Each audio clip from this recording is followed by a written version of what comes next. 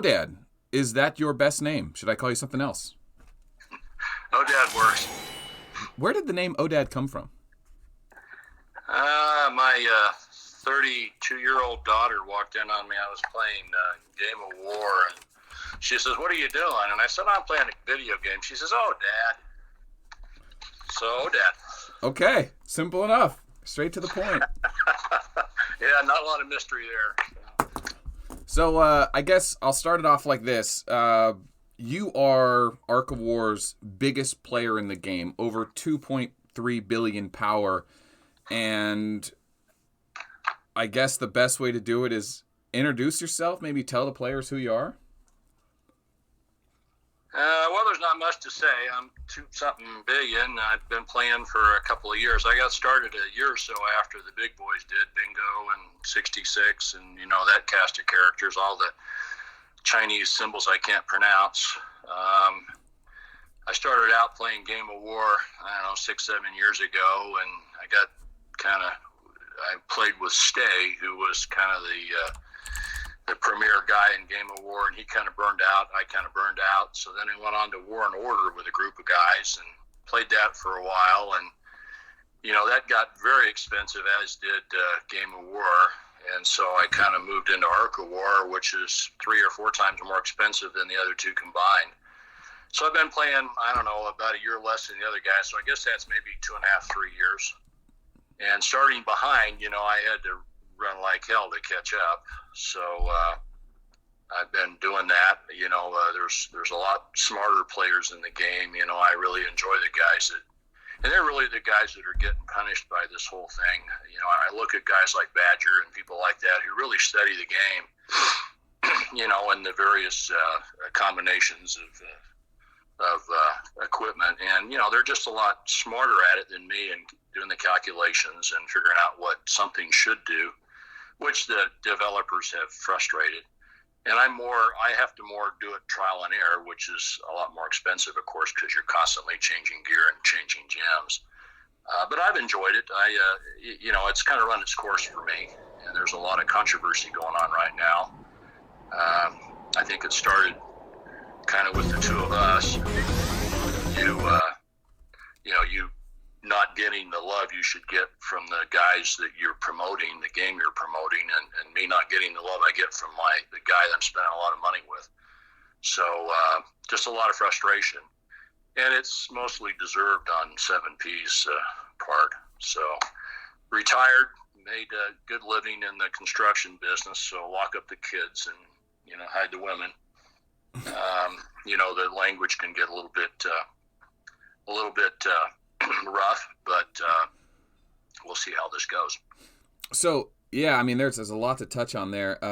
I'll start with, let's go back to the representative you have. So being that you've spent probably more money than anyone else in this game, do you kind of get the impression that, and I get this impression, so I'm kind of like seeing if you feel the same way, that the person that's dealing with you is literally their job to just reply to you but never really give you what you want? Like, they just let you know they read your email?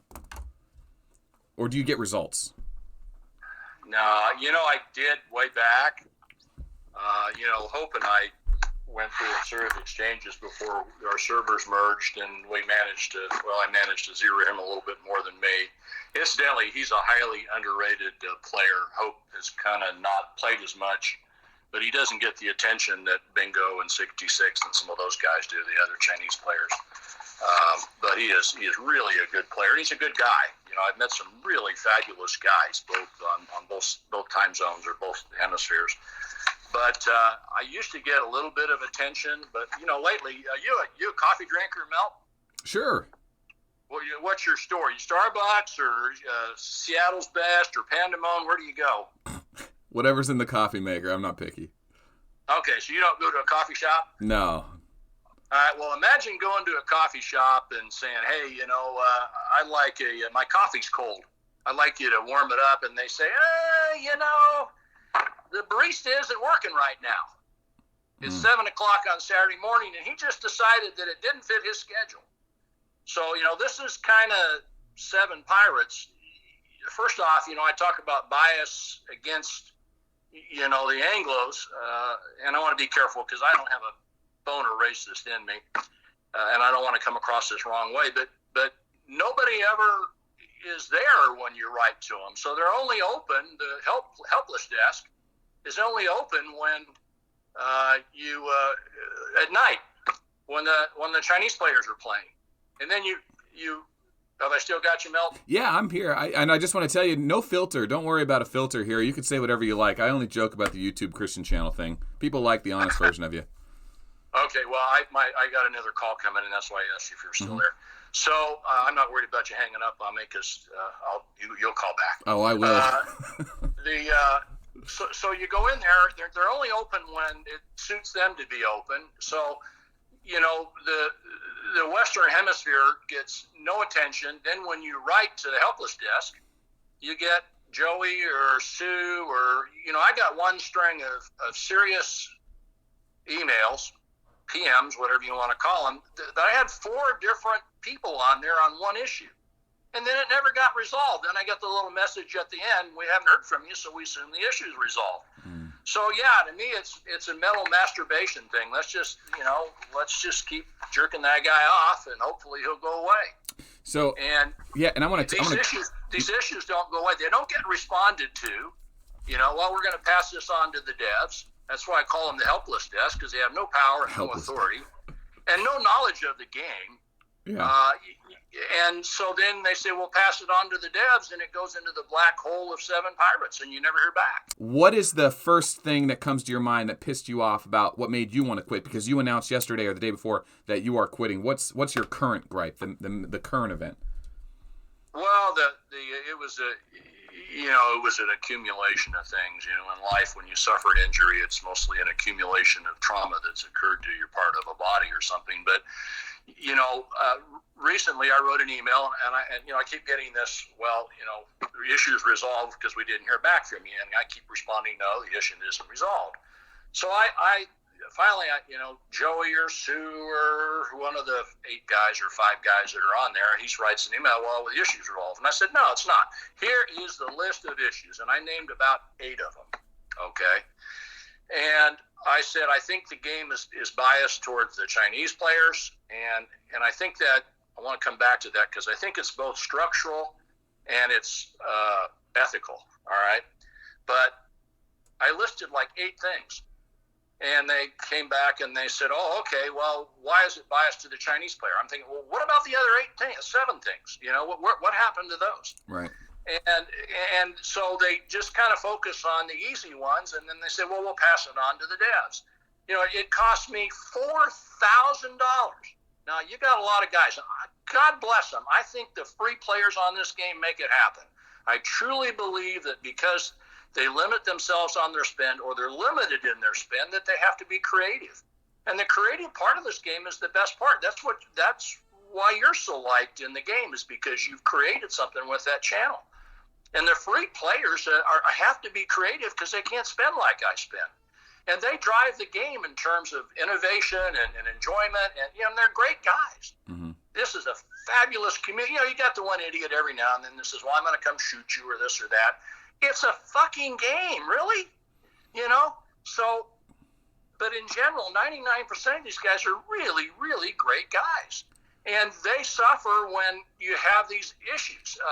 And if they can't get a response, you're 2 or 3 weeks getting an honest response if you get one then. And then the response is, well, we'll pass it on to the developers. I think it's rich. And that doesn't cut it. I think it's... Incidentally... I got a response today. Now, I didn't ask for one, but I got an email today, and I haven't read it yet because I got it right before, this call was set up. But let me give you an example. The melange thing in upgrading equipment, the odds of success are absolutely BS. They're absolutely BS. I will take, the weekend event, and I will make equipment to satisfy whatever the contest is. And then I take and I upgrade that as sacrificial equipment. And I'll upgrade it to 30 plus or minus, and then I'll, boil it out and upgrade, my 45 plus, my 45 plus stuff. Now, I do like 100 of these at a time, and I'll do 100, and I'll do 5 or 6 level ups. So I'll do 5 or 600. So I get a pretty good feel for what the actual odds are because I'm leveling up 100 pieces of level 10 or level 11 or level 12 stuff. And I'm telling you, based on the numbers I've kept, and I've been pretty scientific about it, your odds of leveling up are about 60% of what Seven Pirates advertises. They're not, if it says 8%, you're going to get roughly 4.8%. You're just not going to get what they advertise, and this is a big thing for me. This is, I see Gann is on there, wanting more melanges. Well, when you're leveling from 39 to 40, and your odds are 8% in when you're not supposed to be in the season, and it costs you 50% more. So your odds are instead of 8, it's 4% or 5%. Your odd, you got to do 20 sets of melanges if you're lucky enough to upgrade then, and at that point you've got 10 million melanges invested. That's just bullshit. And think about the little guys that, they can't afford to do like I do. And so they're struggling upgrading the stuff. And 7P likes to run out there and say, hey, let's take care of the little guys. Let's make the game more even. Well, the way you make the game more even is you raise them up. You don't knock the big guys down. You make it easier for them to upgrade their equipment. So, so I raised this issue way back. And what Seven Pirates apparently did, there's 7 items they addressed. They didn't address the 8th. There's 7 items they addressed, and here's the even after this has to be a 7 Pirates, not a help desk guy. He says the problem in upgrading equipment, it depends purely on odds and luck, but we will optimize it greatly in following update. What the fuck is that? What do you mean optimize it? It's either fair and it's according to the odds they publish, or it isn't. How do you optimize that?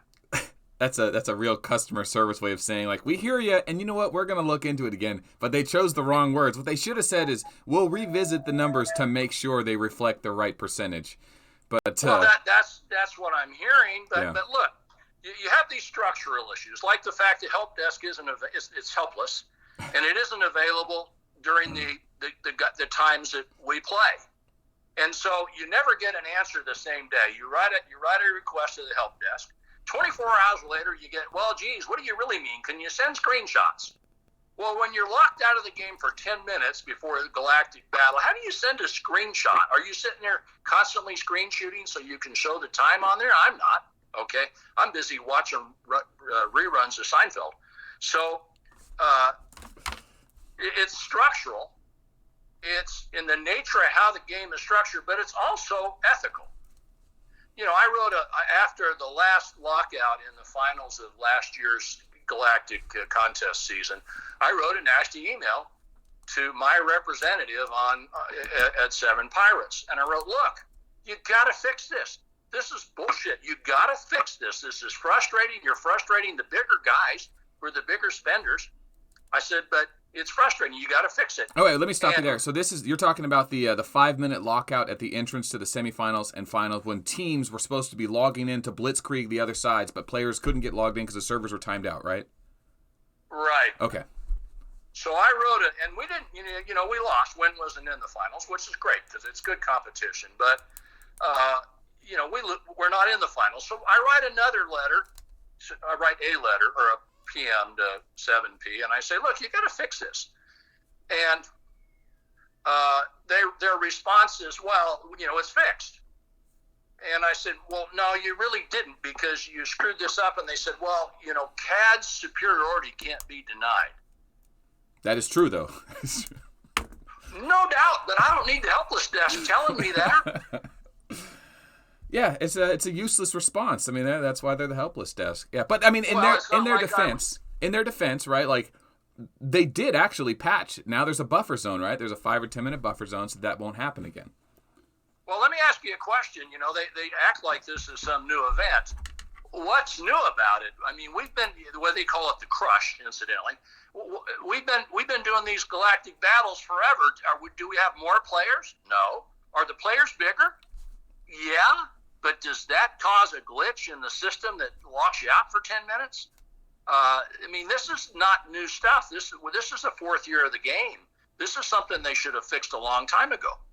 You know, and it's like the whole nerfing and buffing of commanders. You know, the first time I really noticed this was right after when they introduced the 12 plus warriors, and it changed every relationship of every commander. I was playing, and you know, I like to play against 66 and Hope and all the Chinese guys in Peak and whatever. I was playing against them before the patch.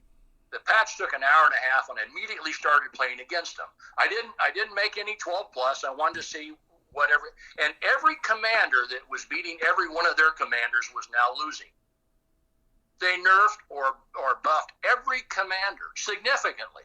You know, I developed the Stella tank, and that was good for, I don't know, maybe a month and a half, and it beat everybody in the game. It was taking down a lot of Grogers, and they basically nerfed that. And then I went out and I saw what one of the Chinese guys was doing with Beauty and the Beast, and I said, you know, I can do that with King.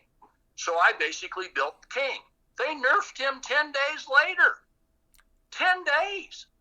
So as soon as you spend money, and it's easier for me to make these changes because I got the money.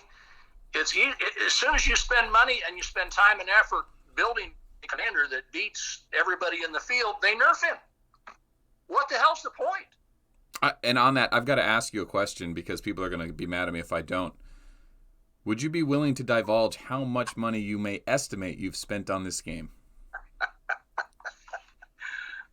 No, you know, if I ever calculated it, I'd probably go in the other room and throw up. So, no, I don't think so. And I don't really know what it is. It's a lot. It's a lot. You know, but I've enjoyed it. It's been a lot of hours of enjoyment for me. The people I've met that I play with are fabulous. The guys I play against are fabulous. They really are. There's not too many bad sorts in the game. There's really not. A lot of great players. And that's part of having the healthy community is that the players have – see, it's all about narrative and how you spend things and how you talk to people and how you expect people to treat each other. Like I talk about the Christian channel and the Christian narrative, and I try to be very upbeat and positive because I want people to understand that's the community. We are upbeat and we are positive and we are good to each other. I don't go after people. I don't dog people. I try to avoid that controversy. And ultimately, the net result is a positive, more interactive community that's a lot more willing to deal with outsiders that maybe struggle with, you know, interpersonal relationships or breaking the ice or whatever. But yeah, I mean that's definitely been a part of this. But another thing, well, and you have some issued people too. I mean, you've got people that are housebound that are physically struggling. You got guys that, you know, in Game of War, you know, if you want to sell me a game, just put war in it. I guess I'll participate. But you know, I noticed in Game of War and then War and Order that there's a lot of vets that play. And I think it's kind of cathartic for them. They enjoy it, and I think it's wonderful. And they're really, for the vast majority, they're just super decent guys. Yeah. Even the kids that play are good guys, but they're basically playing over their head in terms of money. Yeah. And you know, I enjoy all of them. You're running, like I say, a few bad sorts that kind of screw the guy. I had one guy that wrote to one of our guys in the guild that said, "I'm going to come shoot you with 30 bullets." I assume that's because he has a banana clip, but I'm not really sure. But, you know, there's no room in this game for that kind of stuff. And that's why I've kind of encouraged you, because I think you really have helped build a great community. And the community is great. Thank you. But, you know, people forget it's just a friggin' game. It's just a game. It's just a pastime. Can we just get that in? Like, I want people to realize that the player who has undoubtedly spent the most amount of money and up there with the most amount of time playing this game to the most serious as you can. I mean, a mortgage. You've spent more on this game than most people's mortgages, and you just say honestly, it's just a game. It's not a big deal. I think that's just funny because a lot of people that have spent the kind of money you have would just freak out thinking about it and take it way more serious. Yeah, it's and I see it, and I think what happens, a lot of guys spend over their head. And, you know, I hear guys quit 1 or 2 weekly, you know, and they say, look, I just can't do this. And as you play the game, you get more and more time to play it because your kids abandon you, your dog leaves, your wife divorces you, you know, because you get, and 90% of the people that quit the game quit for 2 reasons. Either quit because they just can't spend the money anymore, or their wife just lays down an ultimatum. I don't know how you get along with yours because you're on more than I am. Don't bring me into this. This is about you. Hey, this is your call, buddy. Hey. You're in for a pound, in for an inch, in for a pound. Yeah. So she doesn't know about. She doesn't watch the YouTube channel. She knows about it. But you said that a lot of players, and that's something that really interests me because players don't want to tell me a lot because they're afraid of me telling the world. But you being the biggest spender in the game, I'm sure plenty of other smaller, big-time spenders have come to you and said, I'm out, man. I lost my retirement. I maxed my credit cards out. I don't hear it very often, but do you have? Are you saying you've heard it more than once? No, I'm not saying this to that extreme. I'm saying guys just run out of gas.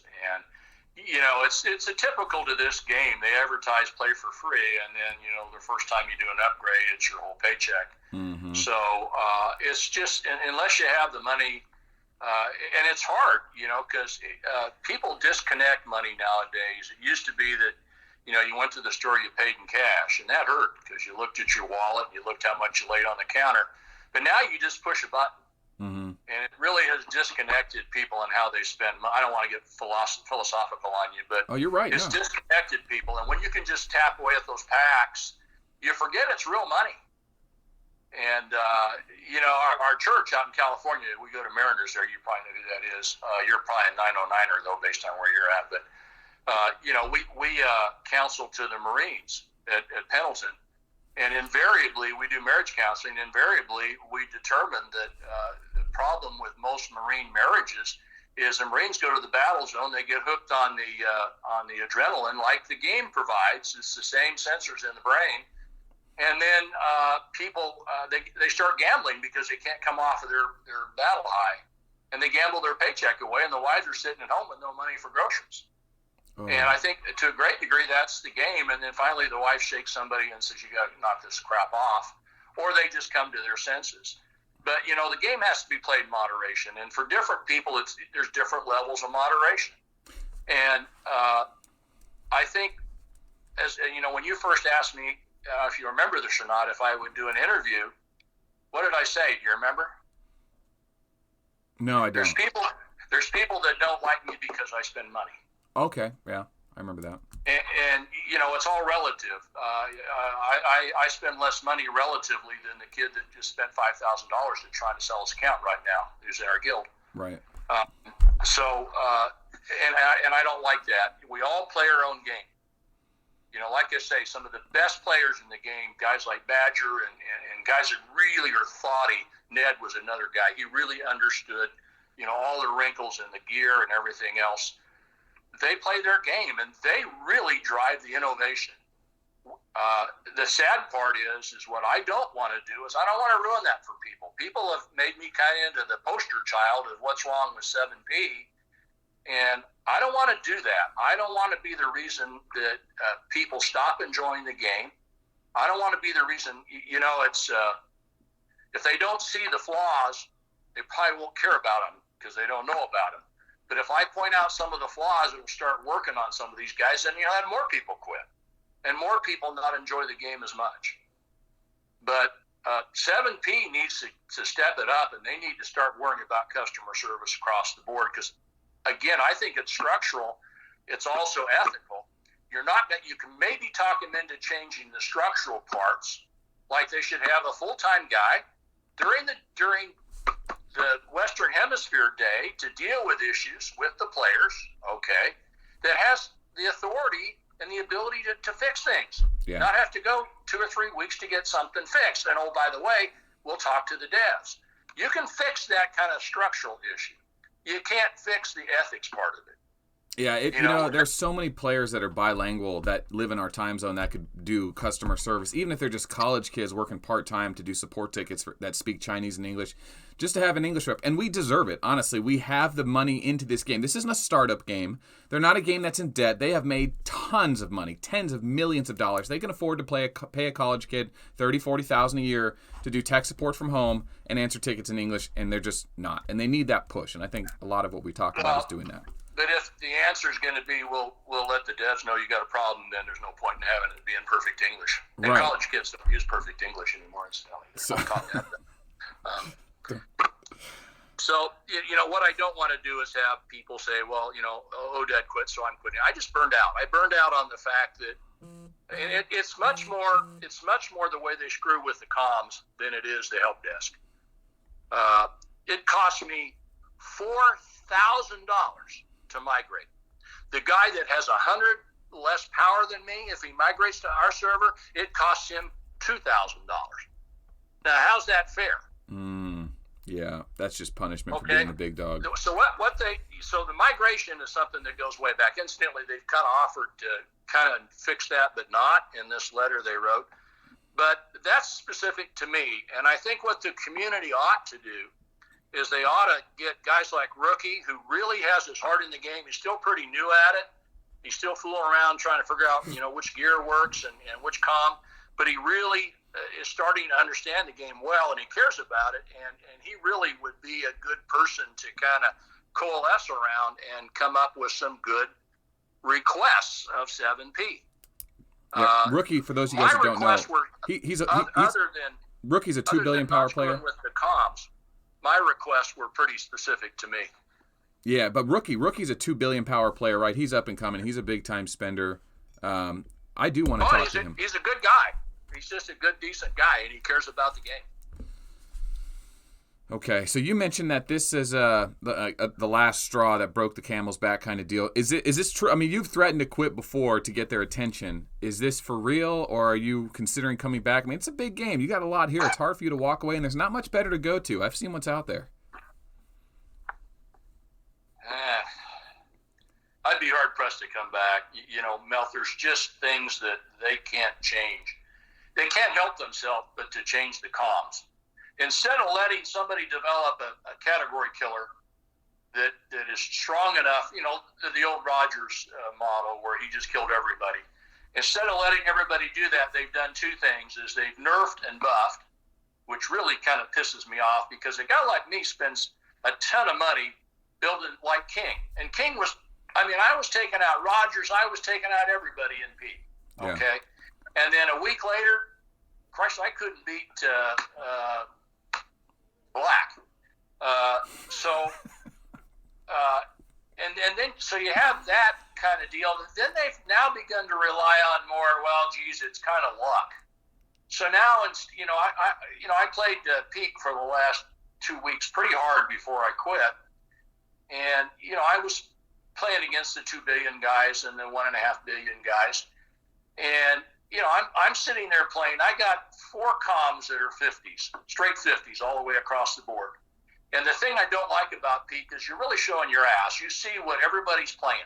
You see their awakening. You see all their gear. If you're smart enough, you can figure out what gems are running. You're talking about their gear is straight 50? You have 5 sets of level 50 gear? What's that? You have 5 sets of level 50 gear? 4. 4 sets of level, only 4, sorry. Okay. Yeah. Maxed out gear, Jesus. And I'm sitting there and I'm losing 60% of the time to guys I should be beating with level 45 gear. And they, so I write them and they say, well, geez, you're just unlucky. I said, well, if there's any more unlucky after 3 years of this, and then they say, well, it relies on which triggers hit. Well, how many times in a row can your triggers not light off? The holes don't count in Peak. So it's strictly, comm against comm with Awakening. And, I was losing the guys 20 times in a row that I should have been beating. Comparable stuff. Rogers against Rogers. And I even went and started running second place in comm and allowing mine to be the defensive player, okay? And I was still losing. And to me, it's either biased, which I have a tendency to believe, or they are relying so much now on luck to dumb down the field to make everybody equal. And I don't believe in that. I'm not a everybody gets the trophy kind of guy. I think if you spend the energy and you build a smarter mousetrap like Badger does, you should beat the other guy. But the game is now defeating that for whatever purpose. I guess to raise it up and make things more competitive if you talk to them. So you have that issue, and I don't know that I can get past that because I'm tired of it. And it's not the money. It's working my ass off to figure the right gem set, to figure the right gear, changing it out, trial and error. And I probably play more time than anybody in the game. Mm-hmm. I would bet if you look at how much time I was online, I played more than anybody in the game because I'm busy trying new stuff constantly. Yeah, and but it does no good because as soon as that new stuff works, they nerf you. Let me throw a note in there for players because, see, whenever you used to report that or whenever high-level players used to gripe about certain things, the changing of balance and how they're secretly modifying things in the background, I am an expert in this game. I've seen more replays than most, and the only time I get to see when there's a minor tweak or how the high-level players compete is when there's a fair match, and I see them so rarely that if there is a 20% shift in a buff or whatever, I don't notice it because I see them once a week or I see repeats of the same one. You, on the other hand, in peak contests, in a day might see 50 replays of the highest level comms, of the highest level gear. So as much as people might want to speculate and say, he's just expecting something and getting a different result, it's no, he knows this every single day. He sees it, and he sees the change from one week to another when Full Metal used to be the answer to the other. Your enemy, the guy you play, if you're a top 5 player, you play the top 5 players, so you know how your commanders do against them. And unless they change their gear, and you come back the next week and they're playing completely differently, it's the same gear, same commander, a week later, and they're playing differently, you know they changed something. But no one ever notices that unless they have those high-level comms. And you have to get, max players against max players, of course. And, when you're playing, I played peak, before I quit, I was playing 18 times a day. That's 18 hours a day I'd be on for peak. I set my little timer and I'd come on for peak. And every time I'm playing, I'm in the top 20 guys or so. Every time I play, I'm playing against guys that are maxed, and they're all playing the same comms. You got Full Metal and Rogers, and I'm the only guy that plays a lot of King. Feel sorry for the higher level Chinese guys that went out and developed Kings just as right after they nerfed him. Feel sorry for those guys, because they saw my King in peak, and I was pretty dominant on most players except maybe Rogers. And now, like I say, you can't beat Black with him. And the whole King build, the way the King build works, you were running in with Tyrants, right? You weren't running penetration back then. Well, you lose. You don't want to hit with the King. You want to miss because you get the 300% attack. Yeah. If you miss the first time, so you use a little. You'll have to forgive me. I don't talk about the game much, but you use the Walker helm. Yeah. Was a Whisper helm. Yeah. And then and then you set your. It's opposite of anything you would do on the other comms because you want to miss. Yeah. So you want to build your attack. So you use gems on heavy attack, very little HP, quite a bit of dodge, and then you want to miss and then get the 300% the second time around. But who cares because he's nerfed now. So you hang on to him long enough, and then maybe he'll come back. Yeah, so so the point of that build was to maximize his 300% bonus attack by stacking damage, while I always kind of was of the belief that if you stacked penetration and then used the 300% bonus damage, that would make up the attack you lose by stacking penetration, and I would hope that would work better. But yeah, you don't get the benefit of the haul in some of the contests, and then if you don't have the airship helm, then you lose a lot of penetration. So the best you're going to do with the Whisper, and again, you don't want to hit. You want to miss to get the 300%.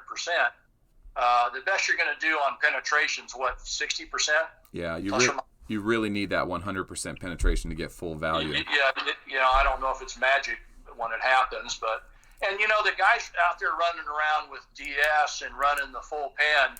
I noticed you were kind of proud of what Stella did to him. The reason that Stella, in our last contest, Stella was decimated the DSs is because nobody could trigger any guaranteed hits. Mm-hmm. And I think it's a bit of a canard that Stella is that good of a comm, the new tank Stella, because I've tried it and I can't get the results. The guys need to remember that they need accuracy on that DS, or they need some guaranteed hit gems. And to me, that's the key: is use a lot of guaranteed hit gems. Forget about the comm specific gems and just use the guaranteed hit combinations. Yeah, all she needs to do is get that shockwave guaranteed hit combo, and it's over. But yeah, those Stella replays were fun, and you gotta forgive me and then those embellishments, because when you do find a build that actually does work, it is fun to put it out there, even if it's not as good in practice against all builds. So I just think it's like when you play a comm in the contest, you got to play 15, 20 times to really get a feel for how good the comm's actually going to be based on. And again, the devs have exacerbated this because they do so much to play luck into the contest instead of gear. I mean, God damn it, if I've got 50 down the levels, 50 straight down, and I'm maxed out, I'm playing the same awakening, my 50 ought to be to 45, 99% of the time. That's why you buy that gear. That's why you spend those balls. And you know, Mel, what it costs to go from 45 to 50 gear. Yep. But instead, it isn't working. And that's frustrating to me because, I like logical. I like to win when I should win and lose when I should lose. And I don't mind losing. I don't like rebuilding troops. But, thank God I don't have to do that much anymore. Now, if they change the migration, I would be rebuilding troops because I'd be all over the place taking on some of our competitors. Yeah, but they're not going to change it. The weird thing about our game is that if you have a level 39 piece of gear, and let's say it's a Titan, and you have 400% attack, and if you upgrade your level 39 to 40, you go from 400% attack to 406%. It's a negligible amount, but going from 39 to 40 feels good. The cost of upgrading an item from 39 to 40 is exponential. It is going from level 1 to 2 is just as much of a benefit as going from 39 to 40, but it knows that it starts narrowing down the pinnacle of players that are willing to spend to get those little extra few percents. So it's crazy that the cost to upgrade gear is so exponential, but the value gained back is so flat across the board. It doesn't do much for you. I was marveled at that idea in this game because it doesn't seem fair, it doesn't make sense, but of course players are still willing to do it. So, and that's the other thing. And I see the young guys kind of upgrading the wrong stuff. You want to look at what an upgrade buys you. And when you're upgrading a weapon, you don't get near the bang for the buck when you're upgrading a chest piece or a pants or the helm. And I see guys go out and max out their weapons, and then they're sitting there on 35 chest pieces. So, and you've been really good at, I think the value that you provided is you've provided a feeling of community in the game, at least among the Anglos and some Chinese or some foreign speakers or not non-Anglo speakers. But you've also allowed these guys a leg up on what works and what doesn't work, and just your replays have been real value to the guys, and I really encourage you to keep it up, even though it's got to be a bit frustrating right now. Yeah, and I think going back to the whole strike and you quitting, which I don't believe in, I'm not going to let you quit. I don't think that's going. I don't want it to end, and I think there's been so many good developments of having to do it on my own. I'm just at a point where I want to do bigger and better things. I'm 35. I've got a lot going on in my life. I just started a family. I don't have time to keep throwing money at. I mean, I do have the time. I just don't have the willingness to keep doing this for free. The project's over. We've hit our peak. The next level is live events, actual trophies, big videos, stuff that I can get behind and promote and say, this is what we're doing. I want to go back to the point of where so this isn't your first pay-to-win game. You've played Game of War and Diplomacy of War, whatever. How much? War and Order. War and Order, excuse me. All right, so your gear, having 4 sets of maxed out level 50 gear is extremely expensive. It's one of those things I don't even talk about too much when I do episodes of ARCs because most people don't have over level 40 gear, let alone 45, let alone 50. Do you remember when you got your first big credit card statement back? What is the biggest credit card statement you've gotten back from Arc of War? That was an 8.5 by 12. You got it in snail mail. That's the funny part. You don't do email? Tell me No, you do. I get my I use a credit card through Apple. So, but no, I don't. I like to physically touch my bills when I pay them. So, but I won't share that note. Oh, come on, Odad. You know the people are going to give me trouble if I don't try to get those numbers out of you. Would you say it's less than $1 million? I'm not going to speculate. So, and it's rude to ask, incidentally. Yeah, I know. But people are going to demand it. It's your job, I understand, but it's a lot of money. You have to remember, I mean, going back to the concept of what this game is, pay-to-win cell phone games, and I'm going to touch that addiction you talked about with the Marines that get that adrenaline junkie. This game is doing something new that no games have ever done before. They took off the performance for paying. You can increase your performance by paying for it, and there's no limit. And the Google Play Store is acting as a merchant. They take 2 or 3%, and then 97 of that dollars goes to 7 pirates. There is no regulations in China on how they charge us that money. Google's just acting as a merchant. So once that money leaves the United States, it's gone. You're not getting it back. And this game has no cap on it, and it hooks players in, and players spend, and by the time they realize what they've done, whether it be a month or 6 months or a year, there's no going back, and players will sell their account for pennies on the dollar. And there's no regulation. And I think one day, someone's going to have to write a documentary, if I don't do it, about the rise of these pay-to-win cell phone games when they were legal, because there needs to be regulation. People do have problems. People are losing their savings and going into debt and losing their families over this because they've never learned to cope or deal with this. And you should say, well, people should be smart enough to spend within their means. You're right. They should. But if anything has taught us about gambling is that people don't. The thrill is too good, and they'll risk it all. I just watched that movie. Adam Sandler did a new movie called Uncut Gems. Have you heard of it? Yeah. Oh, did you see it? No, not yet. It's fantastic. I mean, it's got a level of funny, darkness. There's a great story to it all. Adam Sandler does an amazing job. But they touch on the gambling aspect and the thrill and the ride and how hard people will go. They'll risk it all.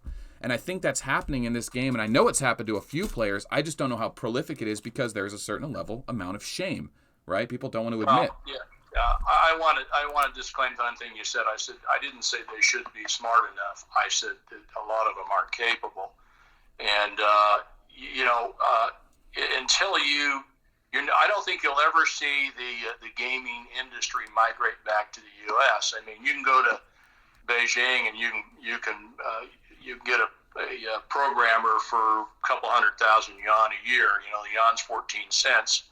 So, you're, what's that, 30-35 grand a year you're paying for a high level programmer. You're not going to bring that to the U.S. and pay 225 grand for a top flight game programmer. So you're never going to be able to see that and it will happen.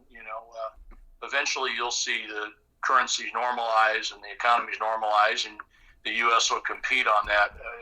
But it's not going to happen in my lifetime or yours probably. So you're not going to see the gaming industry migrate back to the U.S. The money will be, the public stocks will be, but their programming will be done in China. And because of that, there's going to be very limited. I mean, there is no protection for intellectual property or anything else in China. I did business there before I retired. It's a wild, wild west. Yeah. And so you just need to know that risk when you enter into this. And I wrote kind of a really crappy review on Apple for the game, trying to get people to at least wake up before they sign up. I think I used the phrase, I'd throw my phone in a wood chipper before I downloaded the game again. It's got, this game is absolutely too expensive. Mm-hmm. And it's unfortunate because they haven't found their price point yet. If they would make it more reasonable, they'd get more players, and they would achieve this kind of more competitive environment if they made it easier to upgrade. And as soon as I upgrade, they make things cheaper. So what's the point? I might as well just join the pack. I'm just gonna, if I ever play again, I'll probably sign up for free and go under the name Dado. Dado. And never buy a pack. So that's Odad backwards. Yeah. I'm just thinking, do you really think you could do that? Go free to play entirely? No. I look. and I don't want to discourage other guys if they're enjoying the game.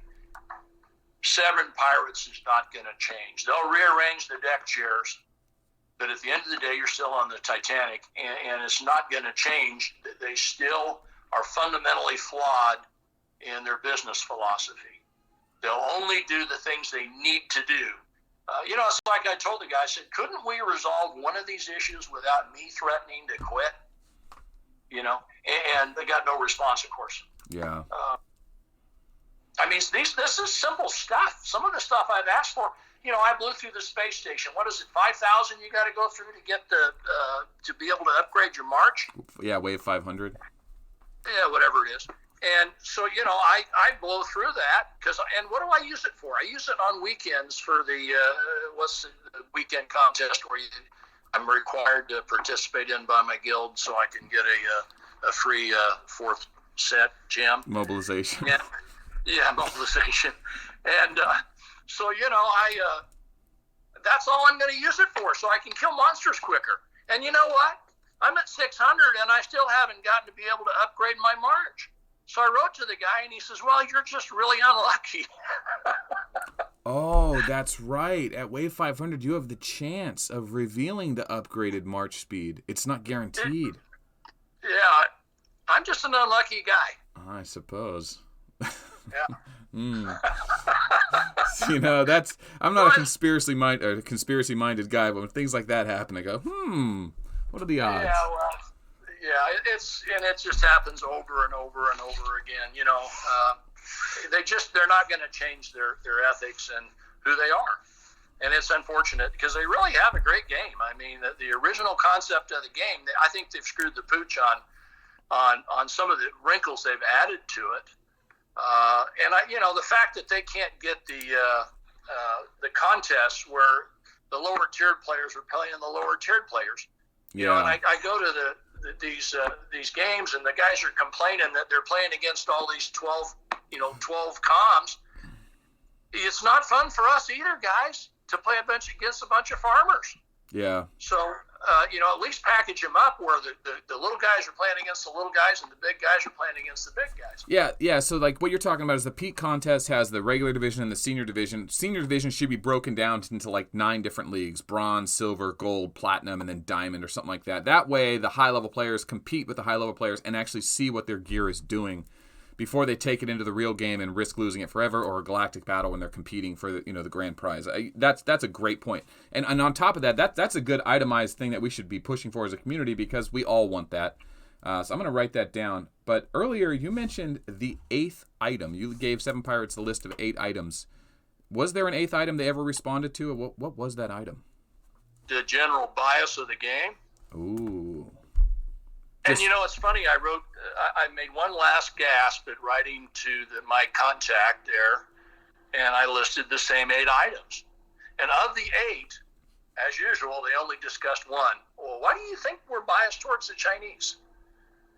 And they didn't address any of the other 7. On this item, which I got coincidentally right before this call, they addressed every item except that item. So, I out and out asked the gal 3 times.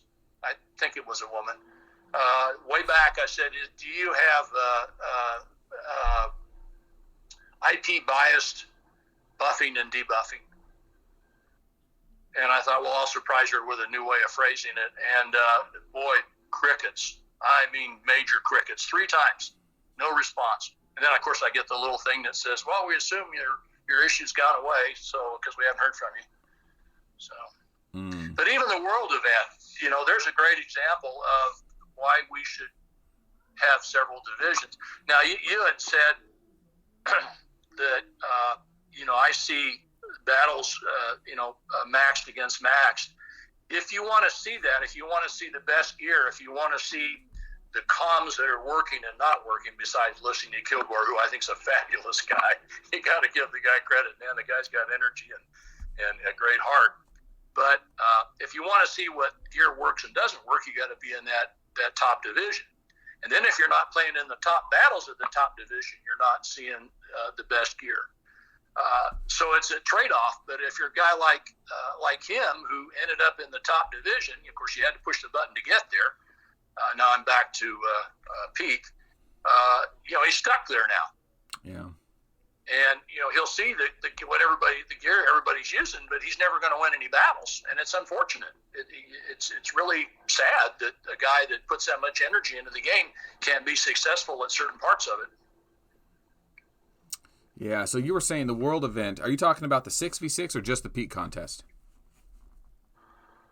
I'm talking about the world event, the one that's 3 times a day, which you don't play in the world event where you have your teams and you go. The new patched one or peak contest where you just automatically go in the tournament? No, the world event. Yeah, I don't do that. The 6v6, the new one with the special ships. I've never seen you in it, but basically, I've been on there and I'm literally playing against 8 farmers. The highest guy is 16, and then the next time I'm against 8 22s or 6 or whatever the max is you can play there. Okay, and that's for them just getting honor tokens so they can migrate and sell resources. Yeah, that should be cut into different divisions. Yeah. And you should be playing against players. Now, if you choose to play up, that's great. If you want to play with the guys bigger than you, I think that's fabulous. That's ambition. But if you don't want to play with those guys and you want to get a few tokens and you don't want to suffer defeat after defeat after defeat, because once you get bucketed into one of those groups, you're kind of in that group for a while unless you lay out for a little while, then come back in. Then you're liable to be right back into the same circumstance. So moving on to something, I have a question for you. If you're really moving on, you wrote a bad review about the game. I'm starting to really believe that you're actually done with the game for real. I am. Like, I thought, he's just posturing up because that's the only way to get a response from 7 Pirates. I know how that goes, right? I'm guilty of that. What's next for Odad? I like to hunt and fish and boat, and I raise a deer. I got plenty to do. I'm a transplanted Californian, grew up out there in the OC with you, and I have plenty to do. I got grandkids to bounce off my knee, and the game is, to me, the game's a lot of fun. I enjoy the guys, although I'm not a big chatter. You wouldn't know by this interview, but I do enjoy the guys. I like the intensity of what they do, particularly if they're just in it for the fun and they can laugh at themselves, along with everybody else. But I don't like the frustration of having to deal with 7P. It's just not worth it. When you're out there losing 20 times in a row to guys that have got inferior gear to yours, and you just go, why? My awakening is the same. My gear is identical. My level is 5 higher. Why am I losing? And you scratch your head, and then you write to them, and they say, well, you're just unlucky. Mm-hmm. So, yeah. I don't much believe in luck, Mel. Yeah, they definitely need to get more divisions and optimize the PvP so that players that are playing against other players are actually in competitive fights. Nobody wants to get stomped. Nobody wants to just stomp somebody. That makes sense. They've created a real problem. The idea when I got into this, I was a small player just like everybody else, and we were a bunch of small players, and we were all learning at the same. And Hope was on the other side, and we got into a bit of a pissing match. He didn't understand limited hits, so we really went toe to toe. And I decided either if I was going to play the game, I wasn't going to get my ass kicked constantly, so I decided to bulk up, and I did. And then it kind of morphed into this, and you built a team, and it was wonderful, kind of like Win. And, it's just a great team. And I would match our skills and our abilities against any other guild in the game, but then they created open migration. And now the person that wins Galactic Contest is the guy that can recruit the best. Yeah. That's not what should win it. It should be a team that stayed together through the whole season, And they've really screwed the pooch in doing this, because I don't know how they reversed what they did. Well, they had to also answer to the players that ruined their servers and was the last man standing and said, I want to migrate, and their answer to that was to merging servers. But they couldn't merge as many servers as people wanted to merge themselves, so they opened it up to... I get what you're saying, that they put themselves in a tough situation. And ultimately, I mean, we're seeing the remnants of it. I actually think, even though there's a lot of frustration that comes out of it, the net result has been positive. People got to go to the guilds they wanted. They get to leave the guilds they didn't want to be in. But it has forced these hegemon top 4 guilds that are basically made up of 25 guilds, and they just kind of migrate to whoever they think's going to win it. Well, you're into different parts of the game than I am, and I don't do any battles on the server. Most of the guys, and it's been that way a long time. Hope and I kind of reached equilibrium before we merged into FBI's server. And but I like to play Galactic, and that's kind of what I play for. And now, with the way the guilds are structured, we get 3 decent Galactic battles a season. So that's 3 out of how many weeks? What's the season? 20-something weeks now. And for me to have a meaningful battle once a month, it just doesn't make a lot of sense.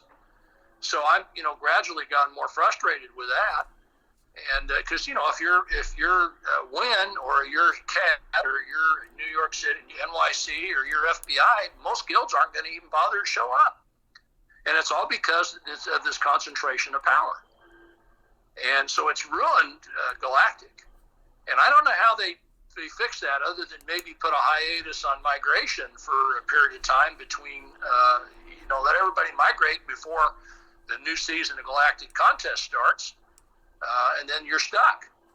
But it defeats the whole concept of building a great team. I mean, I love the guys I play with. If there's anything I'm going to miss about the game, it's not going to be the black card bill. It's going to be, hanging out with Anubis and guys like that. And because they're just good guys. And they got good senses of humor, and they get it. But I'm not, it's not Galactic Battle anymore. So what is it to enjoy? Building gear so they can nerf it? I don't think so. I know I'm a broken record. No, I think what you're really actually touching on important things here, and that is that at the highest level of the game, if you buy all the gear and all the troops and all the army and all the research, at the end of the day, you just want to use it in its capacity. And the only time you can use it in an enjoyable way is either peak contest or the world event or Galactic Battle, and the time of those events is so few and far between. You have all this money tied into all this thing that is supposed to bring you entertainment, and you can't even use it when you want to or as much as you want. They need to really optimize how letting us use our accounts without the punishment of losing it all on the server. Well, why bother building a category killer comm if it's not going to kill the category, or it only kills it for 2 weeks and then they nerf you? But if I had any advice I would give the guys about where they are with this thing is I would stand a couple guys up. I would suggest rookie, but the guys need to decide. I'd stand a couple guys up to decide what you want. You shouldn't ask for things you can't get. You're not going to get them to change your ethics or their culture. But you should ask for things that are tangible, that you can measure, that you can get, like a representative that isn't helpless, that can actually help you. Someone that can say, yeah, let me give you those troops back. Yeah, let me get, we had a guy who will remain nameless, Valhalla, who basically pushed the wrong button, shouldn't drink that ale late at night, and sold one of his 59.9 Titans. Oh. Yeah, he still laments it, but there should be a guy that say, yeah, you screwed up. I'm sorry. It's like 7 Pirates doesn't screw up. Yeah. I mean, the lockouts, the glitches, the problems with Hancock, they should be very forgiving of the players who are the customers when they screw up. And they need to put somebody in the helpless desk that's empowered to help people. And they need to be there, and they need to not respond over a period of a week. I mean, I got one email chain. I had 5 different help people on. And at the end of the day, she said, well, now what was your problem again? Mm-hmm. I said, I'm not going to go back for 2 weeks and tell you where the string started. That isn't gonna provide the benefit to the players that Severn Pirates should strive to do. Yeah. But you should focus on what you want, make it reasonable, make it affordable, don't make it vicious, and put a list together of things that they want and make it very specific so you can measure it. And that's the best you're going to get. You're not going to get them to change their stripes. And they made something great, which is terrible because it really is fun. Nothing gets your heart racing like Arc of War, being marched on or marching on someone, because you know you're risking troops, you're risking time, you're risking investment, and it can all go to shit real bad, and it has before. So it's a thrill. It's a real thrill right there on your cell phone 24/7, anytime. But just know, as this game goes on, month after month, year after year, hundreds of dollars turn into thousands, thousands turn into tens of thousands, and the amount of time is not just an hour here, an hour there. It's days, weeks, months of your personal time. So it definitely. And that's, you segue to a good point. The game, there ought to be two ways to build great skills and commanders. And the one way is you write a check. But for the guys that can't write a check, there ought to be ways in the game. And this you could do this in Game of War. There were ways in the game that if you really wanted to spend the time, you could get the same benefit as writing the check. But, when you start having, when you want to upgrade something and you pop it up and it says, geez, it's only 8,000 years before it'll upgrade on its own, that's a bit bogus because I'm not planning on playing the game that long. But Right. There ought to be ways in the game that if you want to spend 24 hours a day, you can get to the same place as the guy that writes the check. And that's what makes the game fair. Yeah. That's what makes it competitive. And they failed to do that. In order to get ahead in this game, to play the top tier, you got to write a big ass check. And it's really unfortunate because I'm telling you, the best players are small guys. Mm-hmm. They really are, because they have limited resources, and they got to really be stingy with them because they can't write a check like the big guys can. Yeah. And they can't do trial and error. They got to put their little thinking cap on and run the math and say, geez, if I try this or try that, they can't afford to. I mean, I'm sitting on, 3,000 gems, 4,000 gems, and I haven't even opened them because my chest won't hold it or my bank won't hold it. But most guys, they're running 24, 25, 26 level gems because that's all they got. And they really are great players because they got to scrap for it. Mm-hmm. And it's too bad they're not rewarding those guys. It's really a shame. Yeah, it's almost like their reward is knowing their strategy worked against someone who spent more than they did. Yeah. Oh, yeah. Yeah, and they've kind of limited that, other than Nico and some of those things, and the awakening, the whole awakening thing. Really? You got to pay to keep your guy awake? Really? The way you put that, that's a good point. Oh shit. Well, if you're running a lot of, I run 8 or 9 sets of awakenings. All of the VIP package goes to keep my guys awake.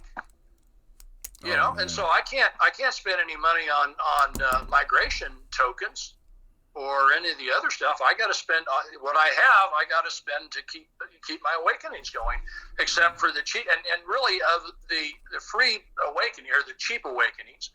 You got Nico and who? Vega. Well, yeah, he's pretty much been neutered though. Vega's not really in the meta right now. Yeah. You got Nico, and he's limited. I mean, you're not going to go toe to toe with the big boys with a Nico. You can, but you'll pull back a stub. So yeah, it's really a shame. Yeah, Nico's better played as like a 600,000 leadership with penetration gear, and he could score big on the big guys. But you don't need a full march with him because he one shots anyway. Well, and in the old environment on Galactic Battle, Nico would have been great. But now it's whoever's first into the fort wins, and that's what really kind of tweaked me about the glitch at the start of Galactic Battle. The two last matches last season was they defeated and they're doing it now. They're going to allow this 10-minute warm up, but you let CAD get into a structure ahead of you, you're done. Yeah, you're done. Because they can put 8 or 9 $1 billion $1 billion point guys in there, power guys in there, and you're not going to get them out of there. And so the one-shot busts and the other stuff really very, very limited use at the top level in Galactic Battle, and they've screwed that up too. Right. How do you pull back from that? It used to be that Vega and Gilly could clear a full March Rogers with just a couple one-slot bust hits, but now that's kind of out of the case out of the play because all Rogers are building with these huge HP builds. So it's there's well, a weird. And if you go with one-slot bust, you're going to get knocked out on your failed. Your fails. Yeah. So it's first in, and that's what fun is that? I mean, the game's over in an hour or 30 minutes if you take the two outposts. It's just there's no strategy to it. It's all just the first guy to get in and load it up. So let me ask you something. You've been out in the public, pretty much since I've known you for about a year. You've been approachable, right? And being that you're one of the biggest spender in the game, I imagine you've heard some pretty wild stories about people asking for money or people saying there's something they're not. What are some stories from Odad's PMs? Well, the guild mostly takes care of it. Usually I'd come to a guild, and I've only been in, I guess 4. I started in one, and the guy was a Trump guy, and he just kind of disappeared. So the guild was leaderless, and he wouldn't advocate leaders. So we kind of started our own guild, Rusty and I, who's a great guy. Aussies, once you get to know them, they're not really as bad as you think. They're probably worse. Australians? Rusty's an Aussie, yeah. But then we merged with FBI, and then, I ran FBI for a while. That got very frustrating because there was a lot of nationalist players there, and they just didn't want to play for me. They were 66 guys, and God bless 66. He's a first-class guy, but they didn't want to play for me, so I said, well, I can't do this. So I went to more of an English-speaking guild with Anubis. And so I really haven't bounced around a lot, but I'd get there and somebody'd say, hey, why don't you, buy me a pack or do this or do that. It really, which I get it. I understand that guys think you're made of money sometimes, but, I earned mine the hard way. I didn't inherit it. I didn't, I started out as a welder helper and ended up running a construction company that I owned a lot of, and we went from the year I bought it, which I was 29, we did about $1.5 million a year, and the year I retired, we were doing $3.5 billion a year, and it was a great ride, and I never forgot where I came from, and the guys that, my best friends are still guys that weld and run tractors and things like that, and I've always had a lot of respect for those guys because they work so hard. And a lot of the Aussies that I play with, they're truck drivers and people like that, and they really got to scrap hard to make a living right now. And I have a huge respect for them. I don't know how they can afford the game, to be honest with you. But I most of the time, the guild kind of takes care of it. They see the requests, and they say, don't do that, because Odad will get pissed and quit or leave the guild. But I really haven't had too many wild. I get, I'm probably the first call when somebody wants to sell an account, but I don't have any alts, and I don't farm, which makes me a piss poor guild leader because I don't get the farming rules and everything else. I get it, but I don't. Right. I have no motivation in it. It's not important to me, other than that I want my guild guys to have the best environment. But I don't have any wild stories. No one's hit you up online or. Oh, I've had a few people try to promote me on businesses, but I'm too dumb to do anything but what I do. So. I'll stick with retirement. And modest. All right, now I want to bring up something you said earlier. You said that, I said, what are you going to do after Arc War? You said a couple other things, hunting, fishing. You didn't mention golf. I won't hold that against you. You did say you raised a deer, though. Yeah, we raise world-class deer. They're Texas whitetails. So. Wait. For hunting? Like you sell them to ranches and people can come hunt them? They come to our ranch and hunt. You have a hunting ranch? No one ever told me this. You didn't see the picture of the gator I posted? No, I didn't. No, we pulled a 15-foot gator out of our lake the other day. So yeah, it's online. I'll post it again. How did you get a gator in your lake in Texas? Are there gators in Texas? I guess. You get over close enough to Louisiana, and you pick up a really heavy Texas big hair, Texas accents, and gators. Texas big hair, Texas accents, and Texas gators. Yeah. Well, this video needs a title. That might be it. Yeah. No, it's a lot of fun. We we've got a couple thousand acres over south of Athens, and which is a little town in East Texas, and we got really Chuck Norris comes a couple times a year to hunt, and he's one of our better customers, and they're it's funny, these guys will go out and shoot a deer and spend tens of thousands of dollars, but the deer shed their antlers every year, and the antlers they shed are worthless. You make chandeliers out of them. So it's a funny sport. I don't shoot deer myself. I'll shoot gators. Anything that'll bite my grandbabies, I'll shoot. But not deer. Yeah. Wow. What? See, this is why I wanted to do this interview in person. I would have loved to shown up at the ranch.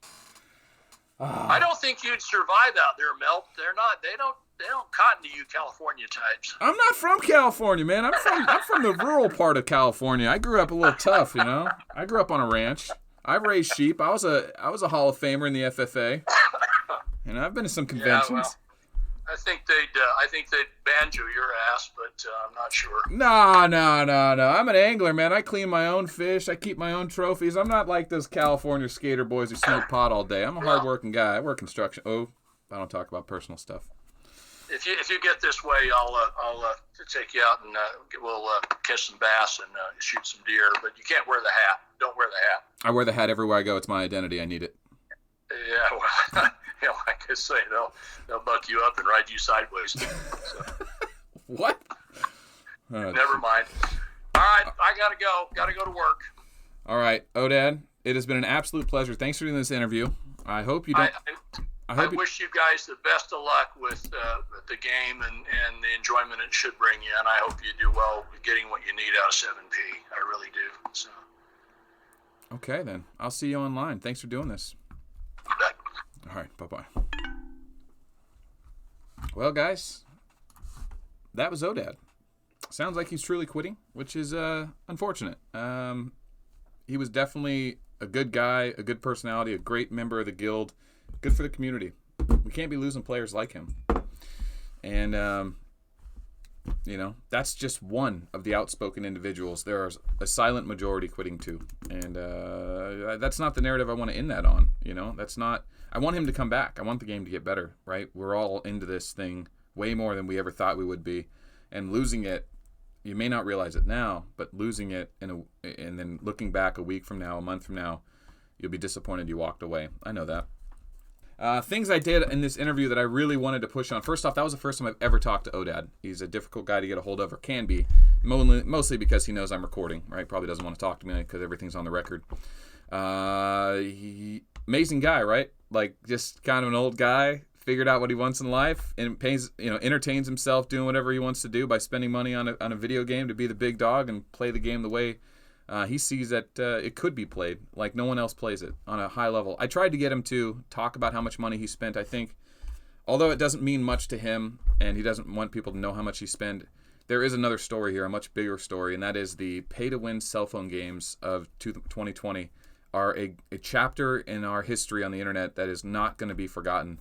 He is one of the biggest spenders in the world, and definitely in Ark of War, but maybe in all pay-to-win games. He's definitely in the top. He's the top of our game. I think he spent over $500,000, probably less than $1 million. A tremendous amount of money. And he didn't want to go into details on it, which I understand. I respect that. I still wanted to push because I owe it to the community for watching this platform.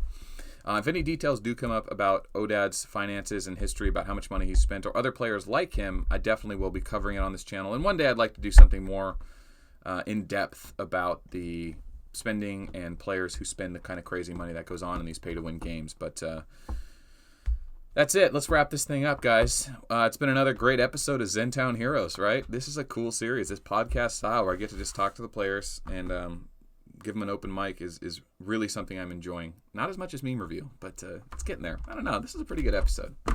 Let's talk to Rookie, shouldn't we? We should talk to Rookie. All right, guys. Thanks for watching. I will see you tomorrow.